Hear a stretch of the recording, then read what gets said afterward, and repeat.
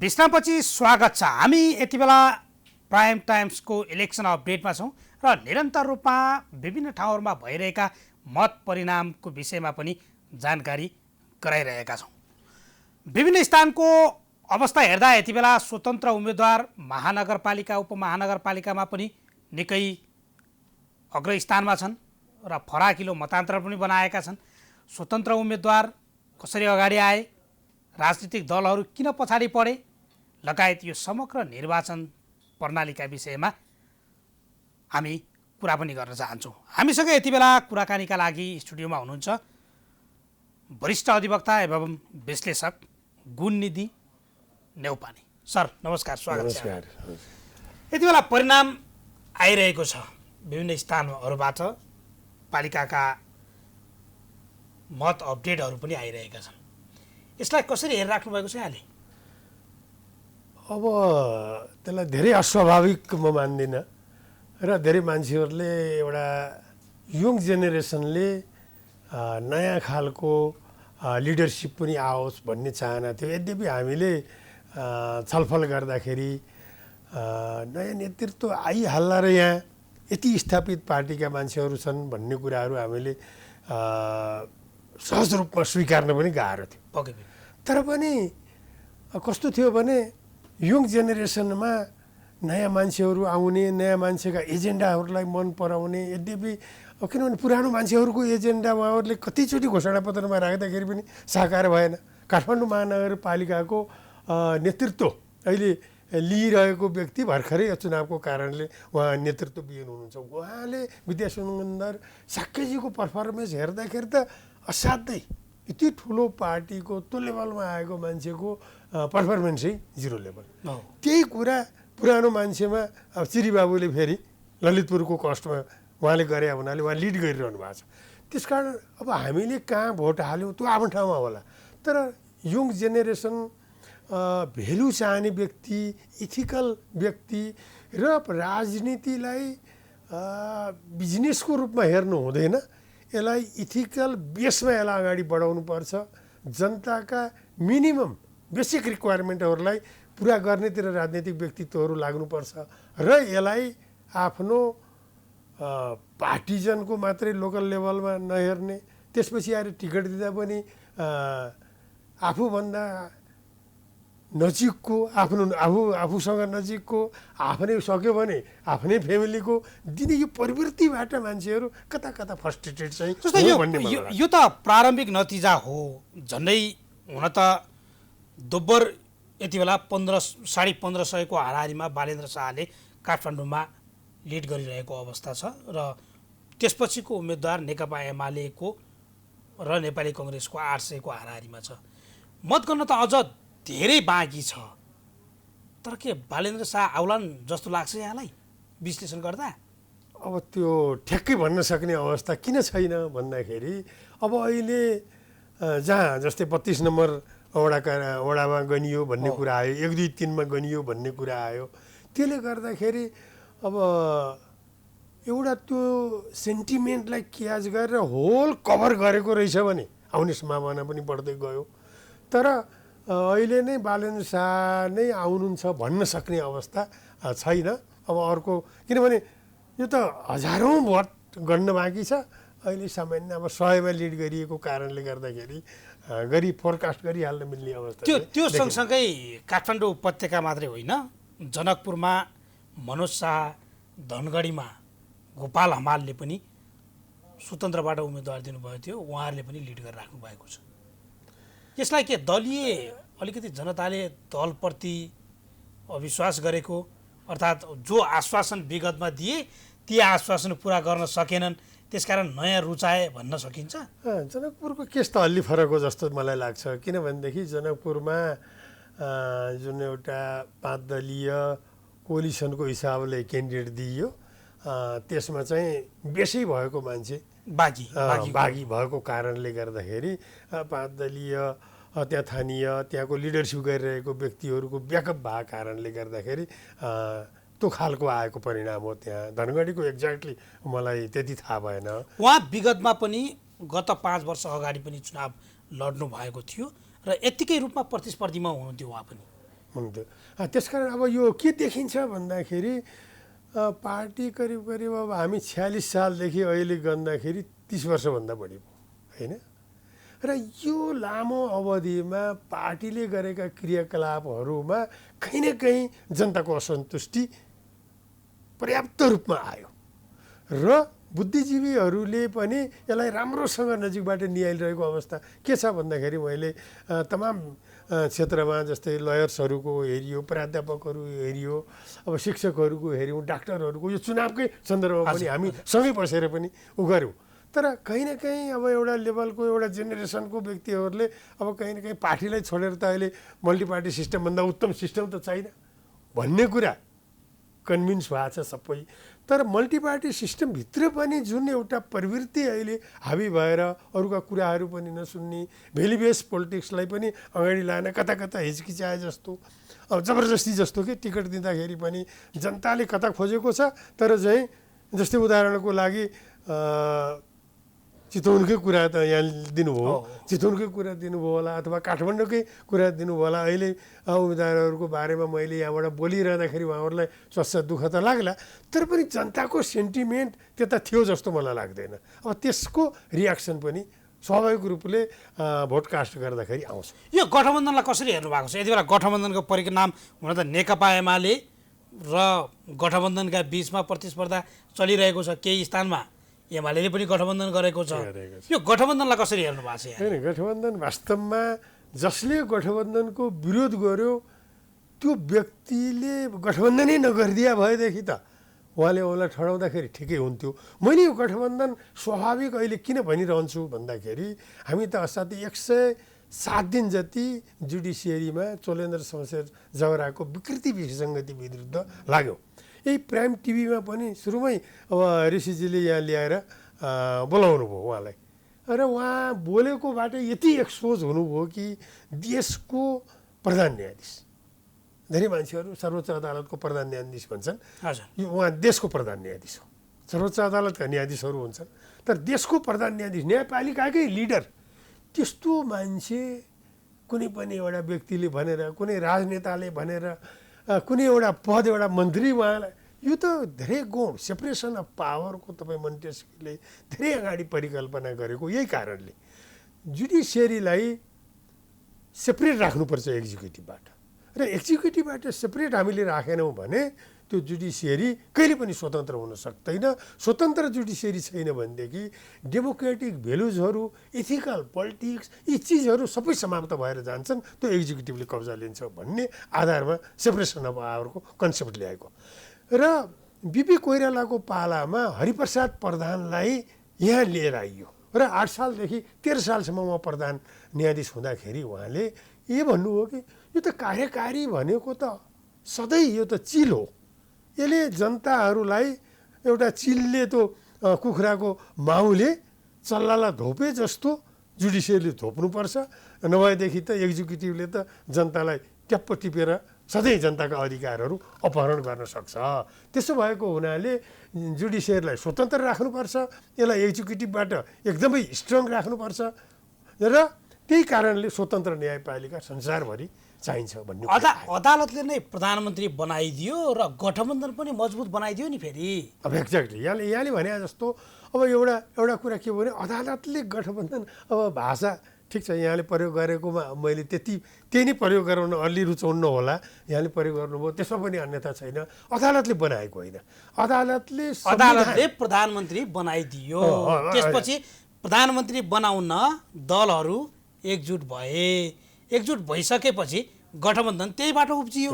Exactly यहाँले भने जस्तो अब अदालतले प्रधानमन्त्री बनाइदियो भन्न किन मिल्दैन भन्दाखेरि जुन हिसाबमा टाइम एन्ड अगेन तपाईँले एकपटक डिजोल्युसन भयो, पार्लियामेन्टलाई डिजल्भ गरियो, त्यो गैर कानुनी भयो है भनियो, फेरि पार्लियामेन्ट डिजल्भ भयो भन्दाखेरि यो लेभलको हरकत कुनै पनि एक्जिक्युटिभको चिफले गर्छ भने उसलाई कुन किसिमको अङ्कुश लगाउनुपर्छ भन्ने कुरा त त्यो वास्तवमा अदालतमा बस्ने व्यक्तिहरूले त कानुनको व्याख्या गर्दा त गर्नु पर्यो नि। भोलि पनि फेरि तेस्रो पटक एमाले अध्यक्ष केपी शर्मा ओलीले अहिले पनि भनिराख्नु भएको छ नि परमादेश सरकार परमादेश सरकार। उहाँको यही भएर अब यो मल्टी पार्टी सिस्टममा दलीय व्यवस्थाका नेताहरूलाई अहिले यहाँले मलाई सुरुवातमै सोध्नु हो नि किन यो स्वतन्त्र उम्मेदवारहरू हाबी भएको छन् भन्ने यही प्रवृत्तिले गर्दाखेरि तपाईँले कानुन मान्नुहुन्न अर्कोलाई दोष लाउनुहुन्छ, संविधान मान्नुहुन्न अर्कोलाई दोष लाउनुहुन्छ, पावरमा आफू हुँदाखेरि मानव अधिकारदेखि सबै कुरा चाहिने तर पावरबाट बाहिर भइसकेपछि फेरि मानव अधिकारवादीले दुःख दिए, पत्रकारहरूले दुःख दिए, प्राध्यापकहरूले दुःख दिए, होइन के पनि हामीलाई त कामै गर्न दिएनन् भन्ने यो प्रवृत्ति जबसम्म सुध्रिँदैन र तपाईँले प्रत्येक मान्छेहरूको अहिले दिन सकिन्छ, यद्यपि हामीसँग समय छैन, डाटै हामी दिन सक्छौँ। यो विकृति विसङ्गति त कसले रुचाएको छ? यो विकृति विसङ्गति जनता भनेको निरीह कुनै एउटा पदमा गइसकेपछि ब्युरोक्रेसी पनि सुध्रिने आवश्यक छ। यो देशमा हेर्नुहोस्, ब्युरोक्रेसी पनि सुध्रिन आवश्यक छ। ब्युरोक्रेसी सुध्रिएको छैन यहाँ, राजनीतिज्ञ मात्र होइन। त्यसो भए हुनाले अब यो रिजल्ट यद्यपि भोट मैले कहाँ हालेँ तपाईँले कहाँ हाल्नुभयो त्यो आफ्नो ठाउँमा छ, तर स्वतन्त्र उम्मेदवारहरू आए भने यसले केही न केही सबक चाहिँ सिकाउँछ भन्ने मलाई लाग्छ। यसलाई हामीले पोजिटिभली पनि हेर्नुपर्छ। पक्कै पनि गठबन्धनमै जाउँ। गठबन्धन दुईवटा गठबन्धन, एउटा एमालेतिरको गठबन्धन, एउटा कङ्ग्रेसतिरको गठबन्धन।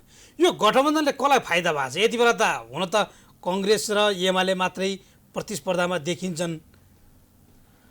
अब यो एकदम सरसर्ती प्रष्ट रूपमा विश्लेषण गरौँ, गठबन्धन भनेको कुनै समयको आवश्यकता थियो, त्यो आज पनि होला भोलि पनि होला एउटा प्रवृत्तिको विरुद्धमा। र तपाईँले इथिक्स छोड्ने, भेल्यु छोड्ने, सारा चिज छोड्ने हो भने गठबन्धन गरेर पनि काम लागेन। तर गठबन्धनभित्र पनि हामी जनताका एस्पिरेसन्सहरूलाई हामीले एड्रेस गर्नुपर्छ भन्ने हो भने गठबन्धनको आधारमा राम्रो मान्छेहरूलाई हामीले नेतृत्वमा ल्याउनुपर्छ भन्ने भेल्यु राख्ने हो भने गठबन्धनको आधारमा स्वतन्त्र न्यायपालिकालाई सक्षम बनाउनुपर्छ भन्ने हो भने गठबन्धनको आधारमा जनताका आवश्यकतालाई पुरा गर्नुपर्छ भन्ने हो भने गठबन्धन अझै पनि चल्दाखेरि राम्रो हुन्छ भन्छु म। गठबन्धन अझै चल्नुपर्छ। तर देखिएन। एमालेका माओवादी केन्द्रका नेताहरू भन्न लागिसके एउटा अमुक पार्टीका लागि गठबन्धन गरेर हामी कतिन्जेल जाने, सामाजिक सञ्जालमा छ्यापछ्याप्ती आइसक्यो। त्यो आयो। मैले कुनै पार्टीको प्रवक्ता पनि म होइन। हेर्नुहोस्, अब डेमोक्रेसीमा डेमोक्रेटिक भेल्युजहरू हामीले विश्वास गर्ने हो, त्यो भेल्युजहरू तपाईँ मान्नुहुन्न र अब जबरजस्ती जिताउन खोज्नुहुन्छ हो, त्यही नै रहेछ अप्ठ्यारो भनेको। त्यहाँ अप्ठ्यारो थियो, चितवनमा अप्ठ्यारो थियो, अन्यत्र केही ठाउँहरूमा अप्ठ्यारो थियो भने कहीँ न कहीँ राजनीतिलाई मिलाउन सक्नु पर्थ्यो, त्यसले राम्रो गर्थ्यो।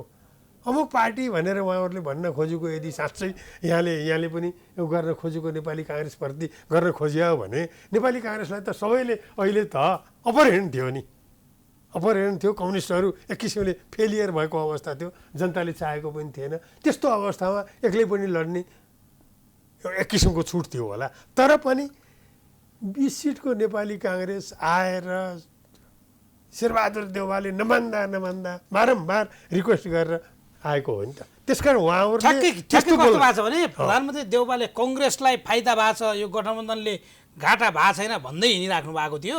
यो मत परिणामले पनि ठ्याक्कै त्यस्तै देखाइदियो। घाटा भएको छैन मत परिणामले। अहिले हेर्दाखेरि पनि मलाई के लाग्छ भन्दाखेरि काङ्ग्रेसको पनि अब आखिरी त पोलिटिक्समा हामीले पढ्दाखेरि लबी सिस्टम हुन्छ, त्यो चाहिँ असाध्यै डिजायरेबल चिज हो लबी हुनु। तर के भने त्यो लबी सिस्टमलाई पार्टीले कहीँ निर्णय गरिसकेपछि फेरि पार्टी सिस्टममा पार्टी अगाडि बढ्छ, होइन? तर यहाँ स्वतन्त्र उम्मेदवार आउँदा त पार्टी सिस्टमले अलिकति जनतालाई खुसी बनाउन सकेनन् कि भन्ने त्यो करेक्सनको लागि कहिलेकाहीँ त्यस्तो हुनसक्छ।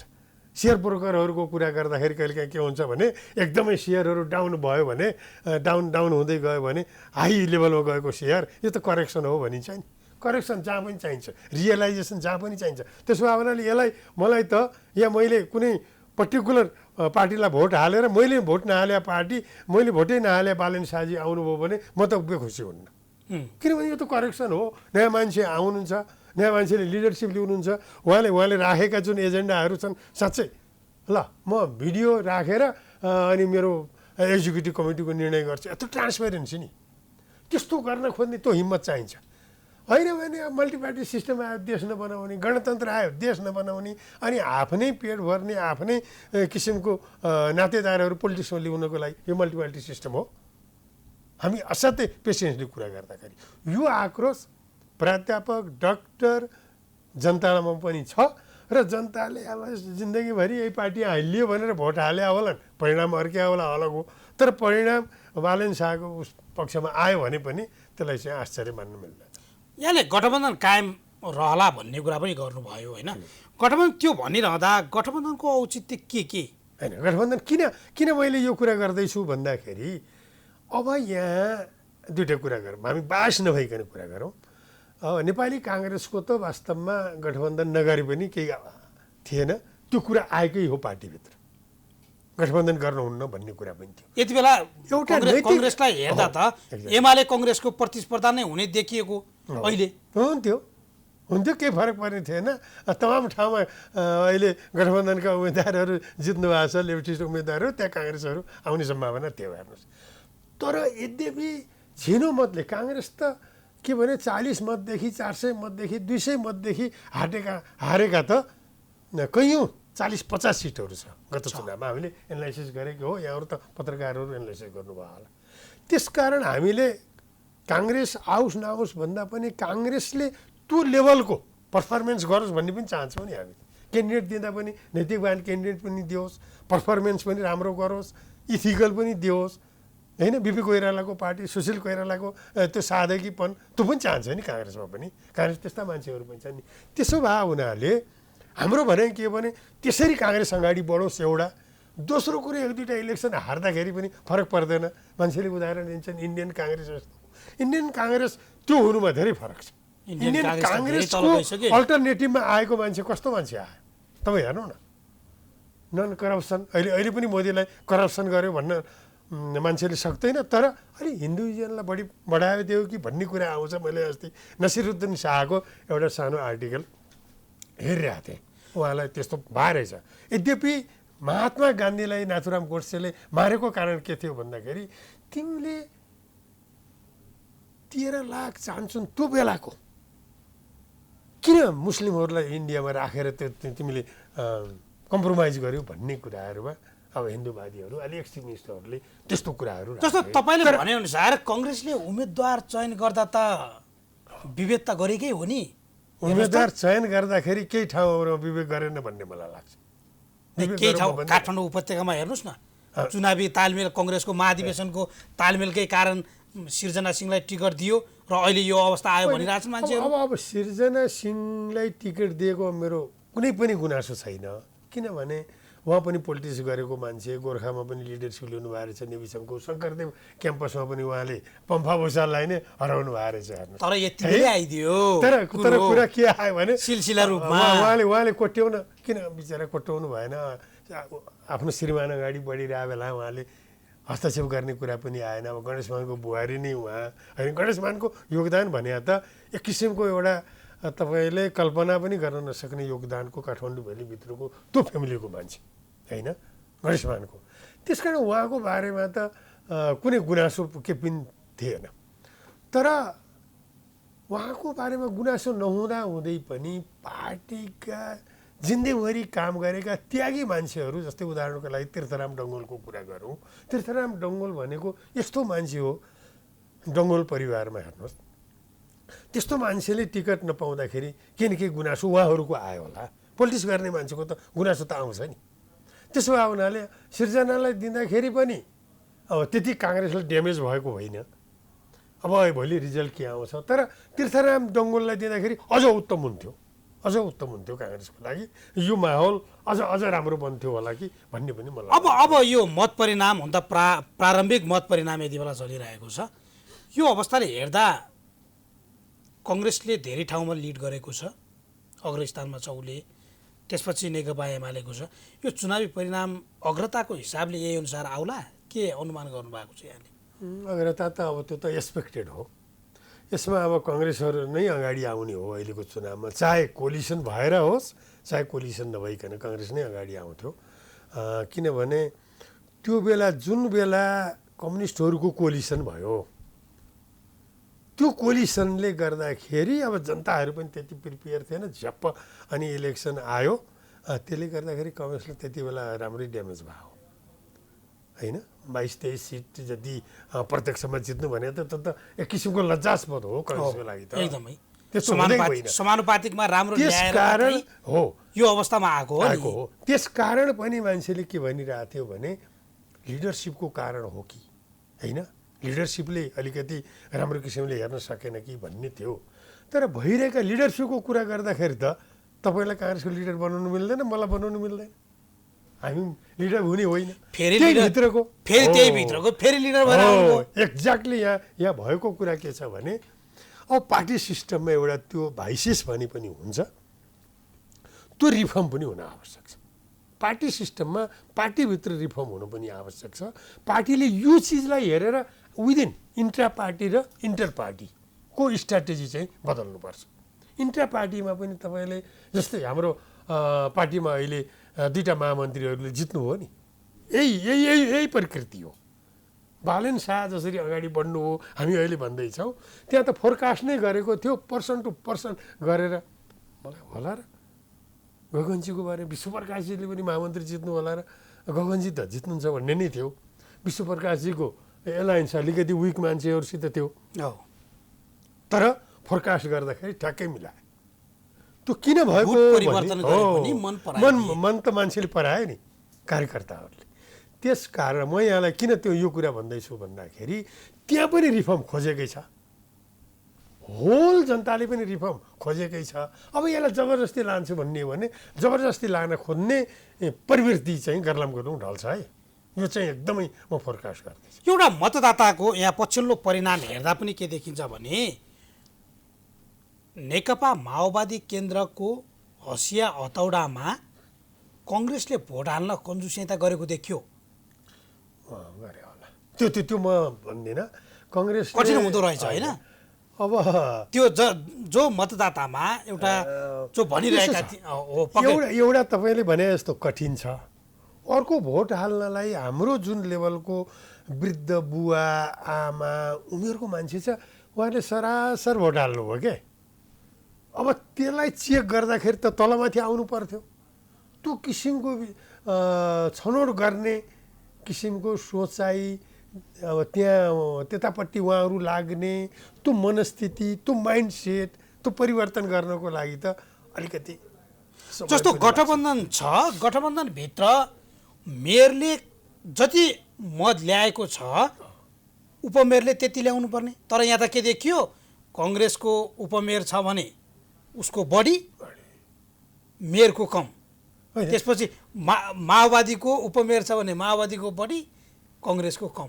त्यस्तो मेयर र उपमेयरमै मतान्तर फरक भयो। ठ्वाक्क त एउटै पार्टीको बनाउँदा पनि ठ्वाक्क मिल्दैन। फेरि मेयरलाई आउने भोट तपाईँ यहाँ हेर्नुहोस्, वडा सदस्य र वडा अध्यक्षलाई आउने भोटमा फरक पर्छ, मेयरलाई आउने र उपमेयरलाई आउने पनि फरक पर्छ। एउटै पार्टी हो। माओवादीले ठ्याक्कै त्यही प्रश्न उठाएको छ। माओवादीले प्रश्न उठाउन मिल्छ, माओवादीले कोलिसन गर्दिन भन्न पनि मिल्छ, त्यसमा धेरै ठुलो छैन।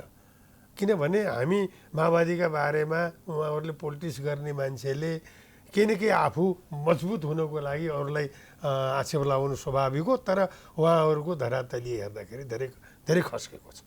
के भएको थियो भन्दाखेरि तपाईँलाई चितवन जस्तो बाँदरमुडे घटना घटेको ठाउँमा म स्थापित छु, म पपुलर छु भन्ने एकहोरो भनाइ चाहिँ स्वाभाविक कसैले पनि मानेको थिएन। मैले हाम्रा साथीहरू जो माओवादीमा लाग्नु भएको थियो लयरहरू उहाँलाई भनेको थिएँ, हेर्नुहोस् है भर्सक म कोलिसनको पक्षको मान्छे हो, कोलिसन होस् भन्ने चाहने, नेपालबाट पनि कोलिसन भएकोलाई धेरै मान्छेलाई सम्झाएर त्यसरी एउटा कोलिसनले राम्रो किसिमको उसले जित्यो नेपाल बार एसोसिएसनमा पनि। त्यसकारण कोलिसनको म पक्षधर हुँदा पनि त्यहाँबाट कहीँ पर्सेन्टेजलाई सक्नुहुन्छ भने कन्भिन्स गर्नु भन्दा उहाँहरूले मलाई के भन्नु भने यी नेताहरू हामीले भने पनि मान्दैनन्, भने पनि सुन्दैनन् र यो राष्ट्र ब्याङ्कको प्रसङ्ग, राष्ट्र ब्याङ्कको जुन गभर्नरलाई हटाइयो त्यो बारेमा कमसेकम हामीलाई सल्लाह ल्यावा हुन्थ्यो भनेर हामीले भन्यौँ। हामीलाई मतलब पनि राखेनन् भनेर एकदमै लिडिङ फिरो। कानुन व्यवसायीहरूले भन्नुभयो कि त्यो कुरा त अहिले गुपचुप भइसक्यो। अनि उहाँ फर्किसक्नुभयो, उहाँ कारबाही गर्ने पनि ढुक्क साथ बसेकै छन्। मेरो भनाइ के हो भने उहाँ फर्किनु भयो आफ्नो ठाउँमा छ। अब अनुसन्धान गर्न पाउँथ्यो पाउँदैन आफ्नो ठाउँमा छ। यद्यपि हाम्रो प्रसङ्ग फरक छ, तर पनि हटाउँदाखेरि पुर्याउनु पर्ने विधि र प्रक्रियाका बारेमा एक्सपर्टहरूलाई नसोध्ने, मेरो यही हो क्वेसन। तपाईँ पोलिटिसियन भएपछि तपाईँ डक्टर पनि तपाईँ, म्यानेजर पनि तपाईँ, सिए पनि तपाईँ, राम्रो प्राध्यापक पनि तपाईँ, राम्रो आर्किटेक्ट पनि तपाईँ, राम्रो सिभिल इन्जिनियर पनि तपाईँ हुन सक्नुहुन्छ र सक्नुहुन्न। त्यसकारण आफूले दखल नभएको विधामा एक्सपर्टहरू राखेर त्यसको आधारमा अघि बढ्नुपर्छ, मेरो भनाइ यति हो। त्यसको कारणले देशले बेहोर्नु परेको क्षति, अर्थतन्त्रमा परेको असर, त्यसको त मूल्याङ्कन हुनु पर्यो नि।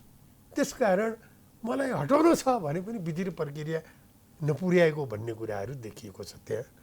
यद्यपि जुन किसिमको अनुसन्धान गर्ने भन्ने कुरा त कानुनले देखाएकै थियो नि, अनुसन्धान त गर्न पाउने थियो, तर पनि त्यहाँ केही कुराहरू गडबड होला त्यो हटाउँदाखेरि। त्यसकारण पनि अदालतले त्यसलाई 5 वर्ष चलेका स्थानीय सरकारले कस्तो काम गरे, यहाँको मूल्याङ्कन के छ? होइन, 5 वर्ष चलेका स्थानीय सरकारहरू अहिले त चुर्लुम्म करप्सनमा डुबे भन्ने आछ र त्यसकारण पनि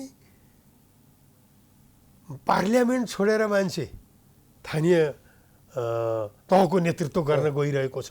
एकदम। त्यसकारण ऊ आफ्नो जनताको सेवा गर्न भनेर गएको छ भने असाध्यै राम्रो, तर जनताको सेवा गर्न नगएर स्थानीय तहमा बजेट आउँछ, त्यो बजेटमा म मनपरी गर्न पाउँछु, डोजर चलाएर आफै डोजर किनेर सब बाटा खनेर त्यसको नाममा पैसा कमाउन पाउँछु, मोज मस्ती गर्न पाउँछु।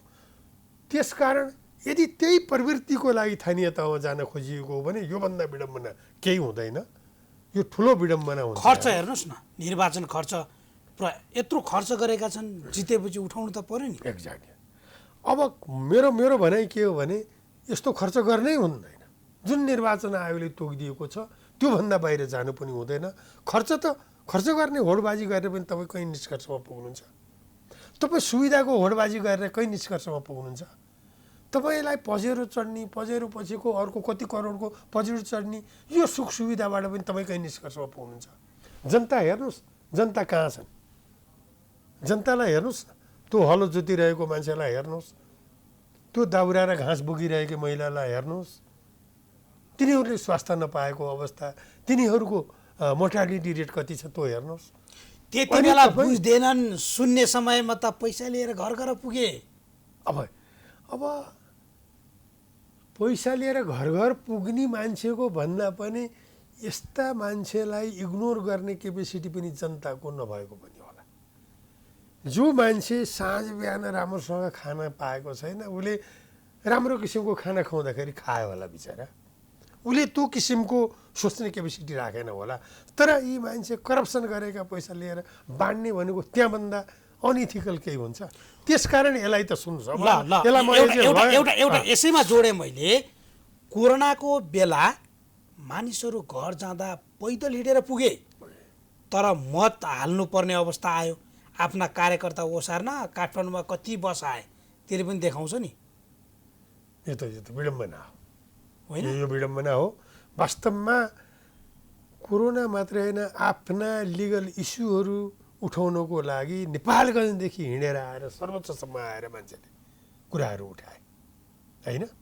पनि मेरो भनाइ तपाईँले भने जस्तो कोरोनाको बेलामा जनताको घर दैलोमा सेवा पुर्याउनु पर्ने, तिनीहरूलाई फिल एउटा म बाँच्न सक्छु, मेरो पछाडि पनि कोही छ भन्ने गराउनु पर्ने। वास्तवमा किन यो सोसल सेक्युरिटीको कुरा गरिन्छ भन्दाखेरि, चाहे तपाईँ युरोपियन भनौँ चाहे अमेरिकन भन्नुहोस्, अमेरिकालाई धेरै क्यापिटलिस्ट भनेर दोष लाउँछन्, ऊ त धेरै समाजवादी छ, उसका सोचाइहरू तपाईँ भन्नुहोस् न। उसले जनतालाई दिने सुविधा, उसले जनतालाई गर्ने सेवा, उसले जनतालाई जनता हो भन्ने जुन किसिमको एउटा मेन्टालिटी छ त्यहाँ लिडरसिपमा बस्ने मान्छे, त्यसबाट देखिन्छ कि उनीहरू जनताको सेवा गर्छन्।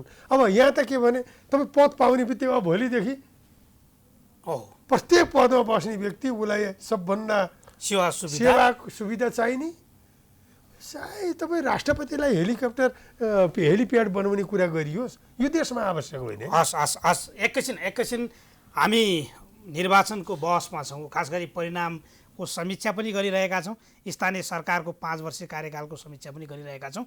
यी समीक्षाहरू हामी गरि नै रहनेछौँ। त्योभन्दा अगाडि एकैछिन विश्राम लिन्छौँ र विश्रामपछि पुनः आउँछौँ।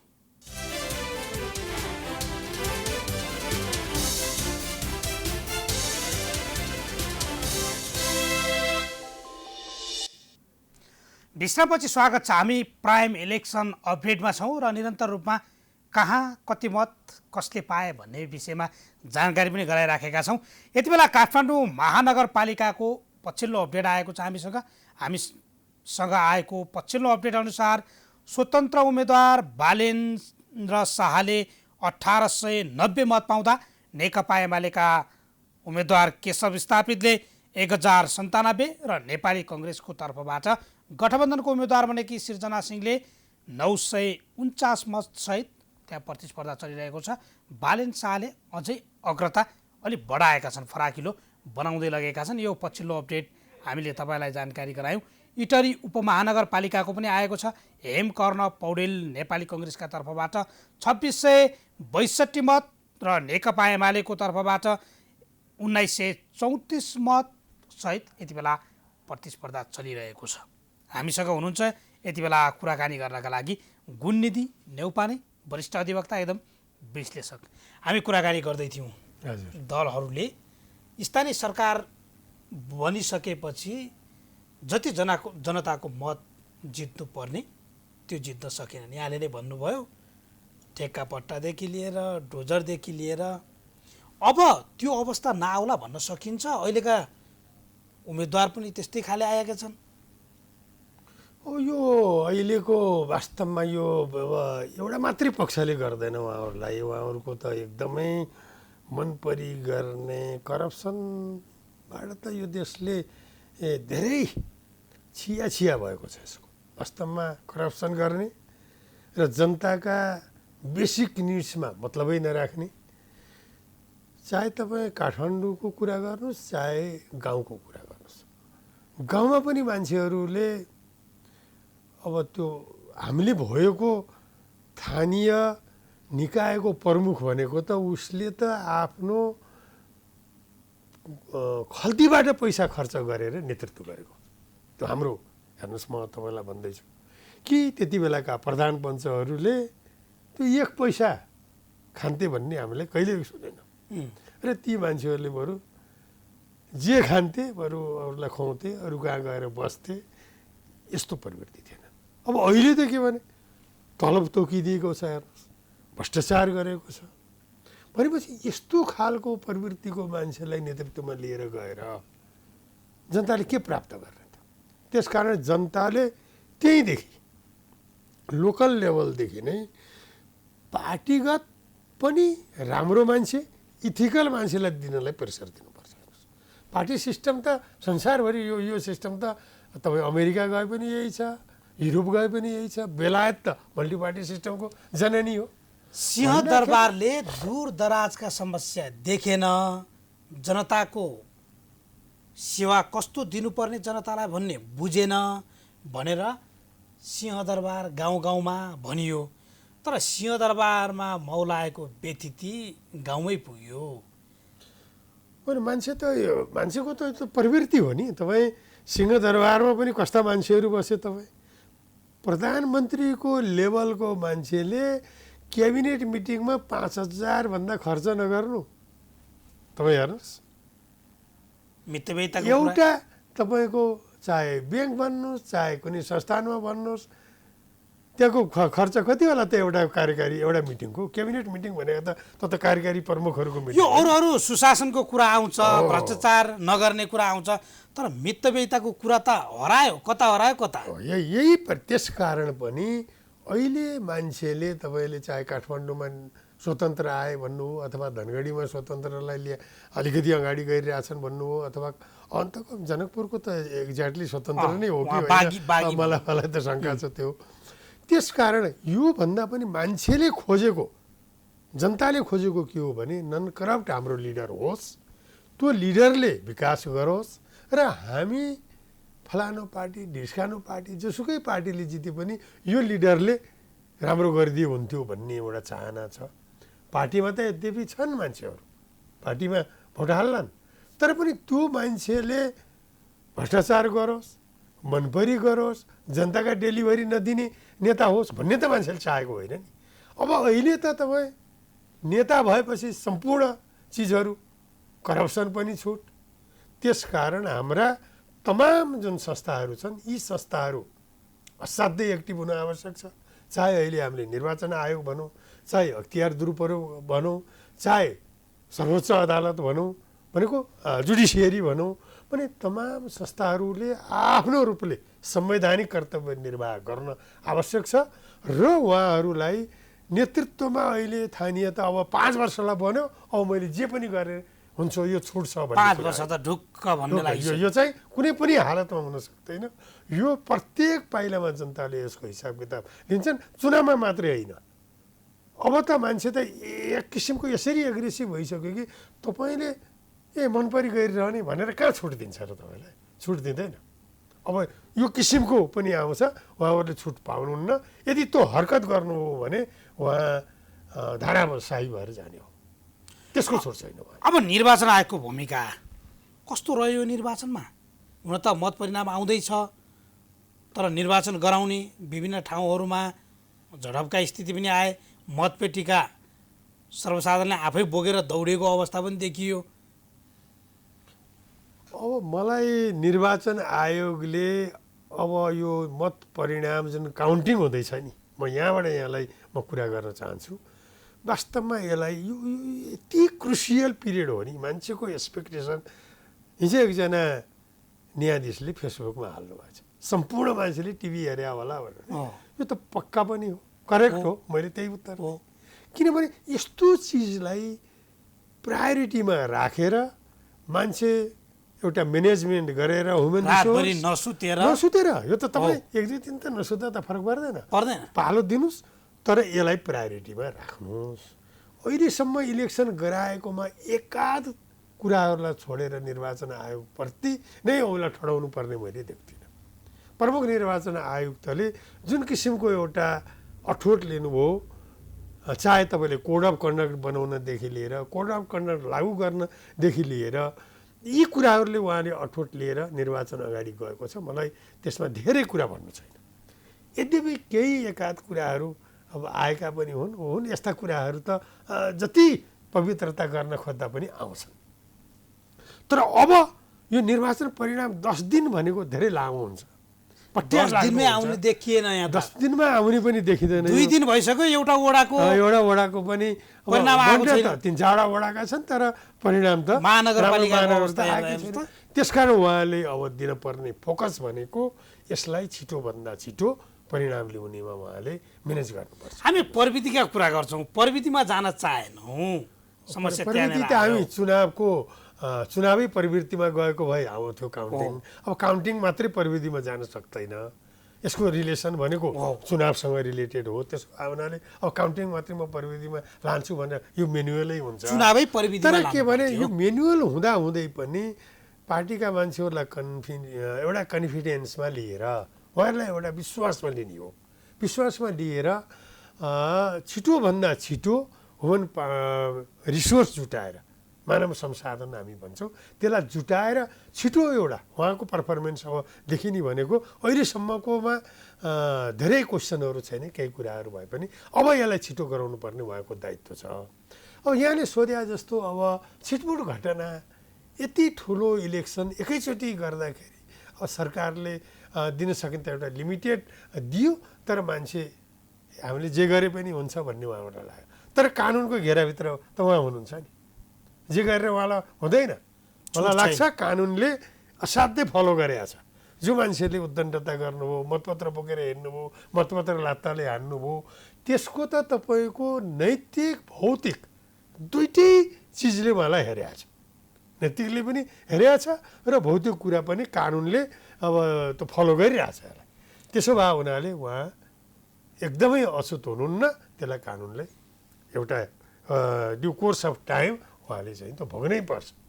त्यसो भए हुनाले अब यी कुरा निर्वाचन आयोगको पर्फर्मेन्सका बारेमा धेरै क्वेसन राख्ने अवस्था मैले किन देखेँ। यहाँ ठ्याक्कै म जोडिहालेँ। निर्वाचन आचार संहिता लागू भयो, दलका नेताहरूले विभिन्न ठाउँहरूमा उल्लङ्घन पनि गर्दै गए। निर्वाचन आयोगले 24 घन्टे स्पष्टीकरण सोध्ने मात्रै काम गर्यो, कारबाही त गरिएको कतै देखिएन। अझ बाबुराम भट्टराईले त गोर्खामा गएर मैले यो दललाई मत हालेँ भनेर मतपत्र नै सार्वजनिक गरिदिनु भयो। हेर्नुहोस् त, मैले बाबुराम भट्टराईको धेरै कुराहरू मैले प्रशंसा पनि गर्छु। उहाँको as a prime minister, non corrupt prime minister हो।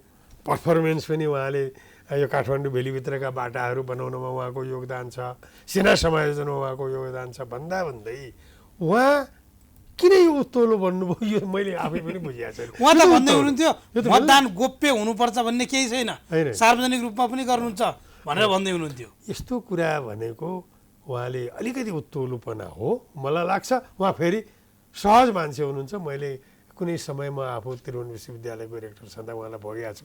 उहाँ प्रधानमन्त्री हुनुहुन्थ्यो। उहाँले रियलाइज गर्नुहुन्छ यो कुरा, यो चाहिँ उत्तोलुपना हो, यसमा कुनै शङ्का छैन। हामीले यसलाई चाहिँ ओहो उहाँले के गर्नुभयो भनेर उहाँप्रति सहानुभूति राख्नै हुँदैन। यो जोसुकैले गरेको भए पनि यो उत्तोलुपना हो, कसैले पनि गर्नुहुन्न। 24 घन्टे स्पष्टीकरण काटिएको छ, यहाँ त कानुनको ज्ञाता पनि हुनुहुन्छ, के कारबाही हुन्छ? 24 घन्टे अब हेर्नुहोस्, मान्छेलाई डिसमिस गर्न पर्दाखेरि, मान्छेलाई कुनै पदबाट हटाउनु पर्दा पनि स्पष्टीकरण त पहिलो सुरुवात हो। स्पष्टीकरण त दिनै पर्छ, सोध्नै पर्छ। तर स्पष्टीकरण चित्तबुद्धो छैन भने त्यस अगाडिका जरिवाना गर्नेदेखि लिएर तमाम जुन प्रक्रियाहरू छन् ती अगाडि बढ्नुपर्छ। र किन बढ्नुपर्छ म भन्छु भने यो त उल्लङ्घन गर्ने प्रवृत्ति तपाईँ मौलायो भने त यसले त पछि त एकदमै झाङ्गिँदै जान्छ विकृति। हामी विकृति विसङ्गति भनेका छौँ। विकृति विसङ्गति कसरी समाप्त पार्ने भनेका छौँ। तर विकृति विसङ्गतिलाई हामी आँखा चिम्लेर बस्नै मिल्दैन। चुनावमा कोड अफ कन्डक्ट भनेको धेरै महत्त्वपूर्ण कुरा हो र चुनावमा व्यक्तिलाई कहीँ लगेर थुनेर उसलाई ठुलो पनिसमेन्ट दिएर उसको जुन उम्मेदवारी नै खारेज गरिदिएर भन्दा पनि तपाईँ स्पष्टीकरण पनि ठुलो हो, उसलाई सामान्य जरिमाना भयो भने त झन् लज्जास्पद हो। त्यसो भयो हुनाले हामीलाई अहिले त्यस्तो लागेको छ। तर तपाईँ एउटा डिग्निटी भएको एउटा सोसाइटीको डिग्निफाइड मान्छेलाई स्पष्टीकरण पनि धेरै महत्त्वपूर्ण हो भन्ने मलाई लाग्छ। अब राजनीतिक दलहरू जो हामीले अगाडि स्वतन्त्र उम्मेदवारको कुरा पनि गऱ्यौँ, स्वतन्त्रले पनि मत लिड गरिरहेका छन्। हुन त केही दिन अगाडि मतदान गर्दै गर्दा भन्दै हुनुहुन्थ्यो अब देश दुई दलीय प्रणालीमा गयो भनेर केपी शर्मा ओलीले पनि भन्दै हुनुहुन्थ्यो। अब दलले जनताको मन जित्न के गर्नु पर्ला? यो विगतमा अलिकति यो स्वतन्त्र उम्मेदवारहरूको हाबी हुने, बागी उम्मेदवार उठ्ने लगायतका यो कारणले गर्दा दलहरूलाई यहाँको सुझाव के छ? मलाई अहिले दलहरूलाई सुझाव भनेको त उहाँहरू एकदमै सुध्रिनुपर्छ, रियलाइजेसन उहाँहरूमा आउनुपर्छ र उहाँहरूले नातावाद, कृपावाद र भ्रष्टाचारलाई प्रश्रय हुने कुनै पनि काम गर्नु हो, चाहे इन्ट्रा पार्टी होस् चाहे इन्टर पार्टी होस् एउटा। र दुई दलीय मात्रै हुनुपर्छ। अब यसको सोल्युसन दुई दलीय भए त अब मैले यहाँबाट अहिले त्यो उहाँले भन्नुभएको कुरा उहाँको कुरा हो। दुई दलीय हुँदा नै स्वर्ग हुन्छ भन्ने कुरा पनि छैन। उहाँलाई त्यस्तो एक किसिमको अदम्म पनि उहाँलाई दुईवटा गठबन्धन भए एमाले र काङ्ग्रेस भएपछि त्यस्तो पनि भन्नु हुँदैन। कहिलेकाहीँ के हुन्छ भने अब राजा यो देशमा त राजा थिए नि त, 30 वर्षसम्म अनवरतसम्म राजा थिए। काङ्ग्रेसको नेता भनेको बिपी कोइराला, उहाँले राजा र मेरो गर्दन गाँसिएको छ भन्नुभयो नि। त्यसको के थियो, सिम्बोलिक थियो नि। आज अस्ट्रेलियाले रानी मान्ने, बेलायत त यसै पनि छँदैछन् भन्दाखेरि त्यो एउटा सिम्बोलिक थियो। एउटा एक्स्ट्रा पावर किन क्रिएट गर्ने? किन एक्स्ट्रा पावरको त हामीले देखिहाल्यौँ नि। राष्ट्रपति हाम्रो भयो, अब राष्ट्रपति भएकै ठाउँमा हेलिप्याड चाहिने, जनताले त कहाँ रुचाएको छ र? त्यस कारण भइरहेको एउटा राजा बेबी किङ भए पनि भओस् भन्ने कुरा त आएको थियो नि। त्यस कारण राजा आफैले एउटा लिमिटेसनलाई क्रस गर्दाखेरि राजतन्त्र गयो। त राजतन्त्र जानुमा मैले यहाँबाट भन्नुपर्छ, नेपाली काङ्ग्रेस एमालेको कारणले राजतन्त्र जान सक्थ्यो र? माओवादीको पनि छ नि। त्यसो भएको हुनाले अब ओलीजीले आफ्नो एक किसिमको उहाँको दम्ब छ, अदालत के हो र, यी 4 जना न्यायाधीश के हो र, उहाँले भनिदिएर कहाँ हुन्छ। अदालत भनेको त आज धेरै अगाडि मन्टेस्क्यूले प्रतिपादन गरेको सिद्धान्त अन्तर्गत देशको एउटा महत्त्वपूर्ण अङ्ग। त्यसकारण उहाँले केही होइन, एक्जिक्युटिभ सबै, एक्जिक्युटिभ के हो र, के पनि होइन। एक्जिक्युटिभ भनेको त एउटा तलको जनता हो नि, सोभरेन पावर देखाउने चिज हो। त्यसकारण त्यस्तो चिजले अब मनपरी गर्न कहाँ पाउँछ। त्यसो भएको हुनाले अदालत महत्त्वपूर्ण हो, पत्रकारिता महत्त्वपूर्ण कुरा। किन चेक एन्ड ब्यालेन्स नभए त हस्तक्षेप गर्दैछन्, समस्या त्यही नै एक्लै हो। त्यसकारण पनि तपाईँले भन्नुपर्छ, मैले भन्नुपर्छ, जनताले भन्नुपर्छ कि हामीले आफ्नो लिमिटेसन क्रस गर्नु हुँदैन। अहिले उहाँले ल त्यत्रो पूर्व प्रधानमन्त्रीले निर्वाचन आयोग जस्तो स्वतन्त्र निकायलाई मनपरी गरिस् भन्नु हो, उहाँको या त मैले भनिदिएपछि अरू चुप्प लाग्छन् भन्ने थियो भने त्यो कलुषित भावना हो उहाँको। साँच्चै निर्वाचन आयोगले गलत गर्यो भनेर भन्नुभएको हो भने त उहाँले प्रमाणित गर्नु पर्दैन, मनपरी गर्यो भनेर भन्ने उहाँले त्यस्तो राख्नु छ। अब काङ्ग्रेसमा लाग्यो भन्न कसरी सक्नु, कुन नैतिकताले उहाँलाई भन्नुहुन्छ, किन लाग्छन् तिनीहरू। उहाँको कार्यकालमा नियुक्ति गरेका मान्छेहरू लागेला कोही पनि। तर किनकि त्यही कारणले मैले तपाईँलाई भने निर्वाचन आयोगको बारेमा, पर्फर्मेन्सको बारेमा मैले धेरै टिप्पणी किन गर्न चाहिनँ भन्दाखेरि निर्वाचन आयोगले जुन एउटा परिस्थितिमा अहिले निर्वाचन गरायो, गभर्मेन्टले दलहरू तयार थिएनन्, दलहरू सरकार तयार थियो भन्ने देखिन्छ। दलले जहिले पनि यो चाहिँ नहुने भने गर्दैन भने त गरेर त आयो। त्यसो भएको हुनाले सरकार पनि तयार थियो, निर्वाचन आयोग पनि तयार थियो र निर्वाचन आयोगको पर्फर्मेन्स पनि अब काउन्टिङमा पनि देखाओस् भन्ने मैले चाहन्छु। तर अहिलेसम्म निर्वाचन गरेकोमा छिटफुट घटनालाई लिएर निर्वाचन आयोगको पर्फर्मेन्स राम्रो छैन भन्दिनँ। अब अन्त्यमा निर्वाचनको परिणाम आउँदैछ, त्यो अन्तिमसम्म आउला, गठबन्धन कति लामो समय जाला, अन्त्यमा हामी अन्त्यमा छौँ। अब गठबन्धन कसैलाई पनि मात लागेन भने Sher Bahadur Deuba as a prime minister उहाँले भनिरहनु भएको छ, आफ्नो पार्टीको त्यस्तो चितवन जस्तो ठाउँमा पनि उहाँले छातीमा त अलि दरै ढुङ्गा राखेर गर्नुभयो होला नि, पोखरा त्यस्तो दरै ढुङ्गा राखेर त्यो निर्णय गर्नुभयो होला नि। त्यसकारण जेसुकै भने पनि एउटा नेतृत्व लिएको नेपाली काङ्ग्रेसको 5 वर्षको नेतृत्व त उही शेरबहादुर देउवा होइन, उहाँले त्यसरी निर्णय गरेको छ भनेपछि यस्तो चिजलाई अन्यथा भनेर गठबन्धन तोडे त काङ्ग्रेसलाई घाटा त केही पनि हुँदैन, उहाँहरूलाई नै हुने हो। तर उहाँहरूको सद्बुद्धि जाओस्, गठबन्धन कमसेकम एउटा इलेक्सन चलोस् भन्ने मैले चाहन्छु, भएको राम्रो। प्रतिनिधि सभा प्रदेश सभासम्म गठबन्धन जाओस्, प्रतिनिधि सभा भनेको सँगसँगै छ त्यो निर्वाचनसम्म जाओस्, जान्छ भन्ने मलाई लाग्छ। किन उहाँहरूले धम्काएको हो। अब उहाँको किनभने मान्छेको त खुट्टी हेरेर थाहा हुन्छ भने जस्तो अहिलेको भोटले उहाँहरूले आफूलाई थाहा त पाइहाल्नुहुन्छ। त्यस कारण पनि गठबन्धन जान्छ भन्ने मलाई लाग्छ। हस्, यो संवाद अन्डरमाइन गरे होइन उहाँहरूलाई, त्यो यथार्थ। यो संवाद र जानकारीका लागि यहाँलाई धेरै धेरै धन्यवाद। हस्, मलाई पनि बोलाएर केही कुराहरू राख्ने मौका पाउनु, हामी पनि बोलिरहने मान्छे, हामीलाई पनि केही भन्नु चिज त अलिकति पुर्याउनु पाए हुँदो भन्ने हुन्छ। धन्यवाद। हस्, हामीले निर्वाचन अपडेटमा बहस गऱ्यौँ, निर्वाचनको परिणामलाई लिएर स्थानीय सरकारहरू कस्ता बन्नुपर्छ र विगतमा कस्ता गरे लगायत गठबन्धनका विषयमा पनि कुराकानी गऱ्यौँ। हामीसँग हुनुहुन्थ्यो वरिष्ठ अधिवक्ता एवं विश्लेषक गुणनिधि नेउपाने। प्राइम टाइम्स टेलिभिजनको इलेक्सन अपडेट निरन्तर हामी दिने नै छौँ। हामी एकछिन विश्राम लिन्छौँ, विश्रामपछि पुनः आउनेछौँ।